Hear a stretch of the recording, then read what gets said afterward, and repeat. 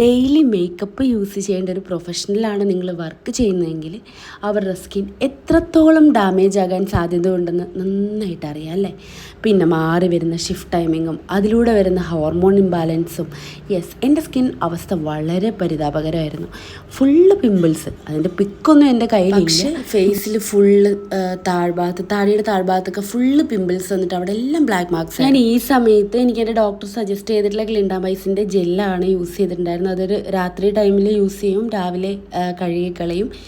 പക്ഷേ ഞാൻ അതിലും കൂടുതൽ യൂസ് ചെയ്തിട്ടുള്ള സാധനം എന്താണെന്ന് വെച്ചിട്ടുണ്ടെങ്കിൽ തേനും രക്തചന്ദനവും കസ്തൂരി മഞ്ഞളുമായിരുന്നു. ഇത് ഷിഫ്റ്റ് കഴിഞ്ഞ് വരുന്ന സമയത്തും ഷിഫ്റ്റിന് പോണതിന് മുമ്പും ഒരു 10-15 മിനിറ്റ് മുഖത്ത് തേച്ച് വെച്ചിട്ട് നന്നായിട്ട് കഴുകിക്കളയും.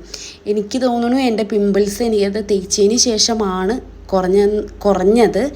കാരണം എനിക്ക് തേച്ച് 2 ദിവസം കഴിയുമ്പോഴത്തേക്കും ഇതൊക്കെ നന്നായിട്ട് താന്നു പോകുന്നതായിട്ട് എനിക്ക് ഫീൽ ചെയ്യുന്നുണ്ടായിരുന്നു. ചിലപ്പോൾ എൻ്റെ ക്ലിൻഡാമൈസിനും യൂസ് ചെയ്തുകൊണ്ടിട്ടാണെന്ന് എനിക്കറിയില്ല. എന്തായാലും ഇത് രണ്ടും ഞാൻ യൂസ് ചെയ്തിട്ട് പിന്നീട് എനിക്ക് വേറെ പ്രശ്നങ്ങളൊന്നും ഉണ്ടായിട്ടില്ല. അതുകൊണ്ട് ഞാനത് കണ്ടിന്യൂ ചെയ്തു. ഒരു സമയത്ത് ഞാൻ സ്കിൻ നന്നായിട്ട് നോക്കുമായിരുന്നു, പക്ഷേ അത് കഴിഞ്ഞിട്ട് എനിക്ക് ഭയങ്കര മടിയായിപ്പോയി.